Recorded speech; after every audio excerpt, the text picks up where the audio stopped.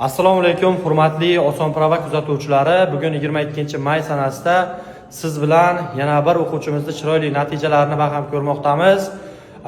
Bu o'quvchimizni natijalarini siz bilan baham ko'rganimizdan keyin albatta sizga prava olish yo'lidagi ishtiyoqingiz yana bir necha barobar oshib ketishiga ishonchimiz komil.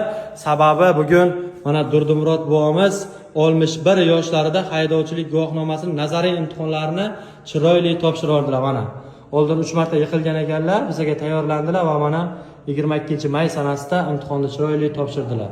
Mana buvomiz 61 yoshda turibdilar. 65-yil tavallud topganlar. Yoshlarga nima deymiz buva?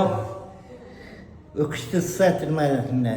Hamisha omadlar bersin. Ustozlarni har bir aytgan so'zlari sizlarni o'nta savollaringizga javob beradi.